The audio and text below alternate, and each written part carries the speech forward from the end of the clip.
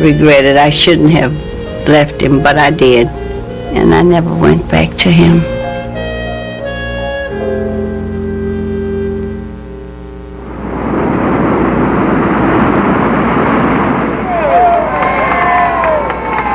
Robinson was still a great attraction. He was offered a fight against middleweight champion Gene Fullmer in December of 1960. They were scheduled to go on at 10 o'clock, and at 10 minutes to 10, somebody came in and said that Ray was still in the street clothes and he wasn't going to fight. I ran into the dressing room, and I said, "What's the matter, Ray? What's happened?" He said, "I'm not getting paid the right amount of money." And I said, "What do you mean you're not getting paid? You signed for $50,000. And Ray says, "Yeah, but for television to be shown in the United States only, and I hear it's being shown in England, and I want another $10,000. Otherwise, I don't go in the ring." And I think we argued for 5 minutes and lost the case. And Ray got into his boxing togs and walked out and fought a draw with Gene Fullmer. It's entirely conceivable that Robinson could have won that decision and won the middleweight title for a sixth time. In the rematch, Robinson was now going on 41 years old. The last fight I had with him, the day of the fight, he wasn't going to fight because the ring was too small, he thought. So the fellow that was promoting the fight decided that he would go down to the hardware store the next morning and get a tape measure and have him cut 1.5 feet out of the tape measure so that the ring would look longer than what it actually was. And Robinson seen the tape measure, so he said, "Okay, let's go." It didn't even necessarily be bigger. He just had to be bigger in his mind. It was a man who just couldn't accept the fact that his physical skills had eroded. Robinson just couldn't do it. Still the champion, Gene Fullmer. Many people ask me, why do I keep fighting? Is it because I need the money? Yes, I need the money, but that isn't my main goal. I believe that I will emerge victoriously in another championship fight and retire as the middleweight champion of the world. Ray continued to box for the money, for small purses, maybe under $1,000, fighting in a bull ring in Tijuana. This was almost a cliche of the washed-up fighter.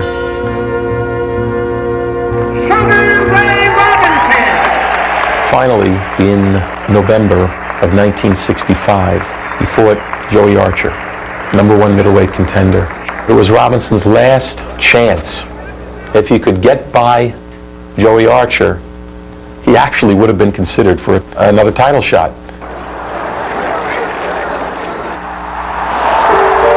Robinson got knocked down by Joey Archer, and Joey Archer couldn't break a potato chip with a punch. And I found myself sitting next to Miles Davis. And I remember Miles standing up, and there were tears welling in his face to have seen this, because I think he believed that Robinson was going to get knocked out. Robinson didn't get knocked out and went the 10 rounds and lost the decision. And Robinson was lying on a table, and Miles leaned over and said, in that hoarse croak of a voice that Miles had, he said, "Ray, you're packing it in." And Robinson nodded. He says, "You're right." And that was the end of it. Madison Square Garden decided that he really deserved a proper send-off.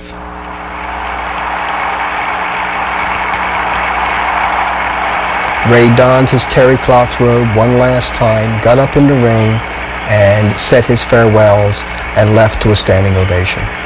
And then he and Millie went home to their new apartment, and when he walked into the apartment, he had this huge, big, world's greatest fighter trophy with him.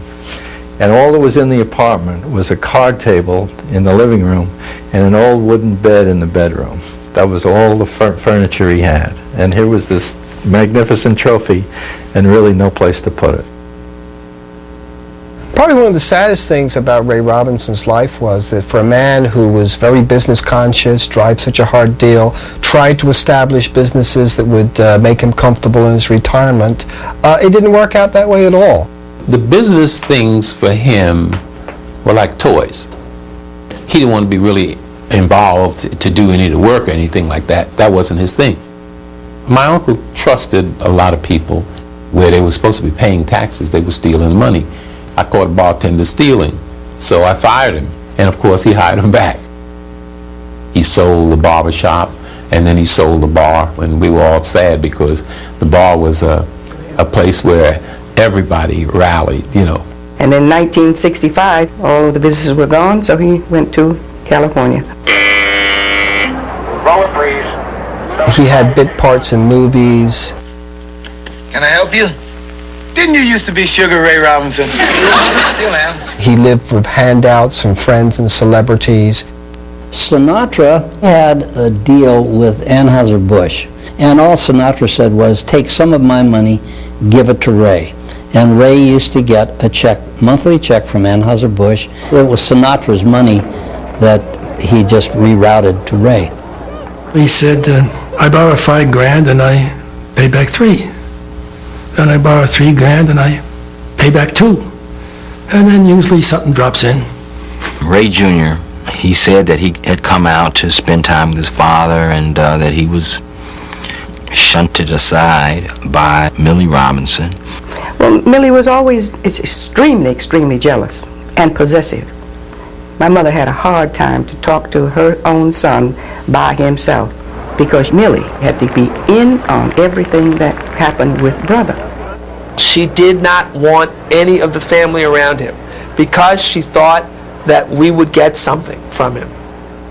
And it was so amazing to me to hear this man who knocked down everybody in the world tell me that he couldn't come spend a day on the beach walking with his grandson and me because his wife told him they had to go someplace else.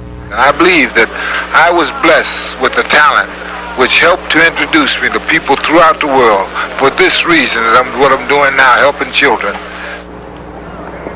Ray had this idea of starting a youth foundation. Well, the dream was to help children and keep them off the streets. It was a juvenile delinquency prevention program. It instilled self-esteem programs. It had athletic programs. Ray, because of his charisma and the people who adored him, got a tremendous amount of funding for the foundation when it was practically impossible to get. Around that time, I began to see that Dad was a little bit different than Dad had always been. Ray would start forgetting a lot. He started doing some of the same things he had just done. He started getting nervous habits, slurring his speech a lot, moving a lot slower than Ray really would have been moving. We were very suspicious. We thought maybe he was smoking pot or something because his general being changed, and he started getting accusatory. He was accusing Millie of meeting a man in a purple suit at a motel. Then the man turned out to be Wayne Newton. And, it was just getting more far-fetched all the time.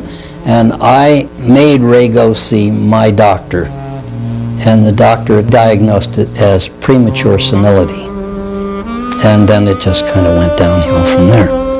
He would sit there looking straight ahead, and Millie would bend down to him and say, Ray, Dave Anderson's here. Dave, say hello. And he would his face would brighten. He'd stand up, he'd shake hands, sort of give you a little hug, and then he would sit down again and go right back into that glazed look. Sort of a droning sound came from his throat. It wasn't so much sad as it was revealing about life, fighters. This was the greatest fist fighter to ever live. So if this is what happens to him, this is what happens to them all. My mom and I had this conversation about him. I said, Donnie, I'm not going to see him again. Something's going to happen. He said, well, let's go. So we jumped on a plane and we went out to see him in California. And we walked in the room and he didn't even know who we were. He was sitting up on the couch And then my mother walked over him, and she grabbed his face and kissed him. And she said to him, this is Neck, this is Neck. And he looked up, you know, with glazed eyes, and he said, Neck. And he grabbed her, and then he looked over at me, and he said, Henry. And it was still the same nicknames, you know. I don't know how long it was after that. It must have been about 2 weeks or something, or a week, that they said he was dead. Ray finally passed away in April of 1989. Dad had a thing he did when I was a little kid all the time. He'd always say to me, you know, if I was going somewhere, he'd say, you have any money? I'd say, no. He'd say, well, here's a little money for your pocket. You know, so he'd give me a couple of dollars.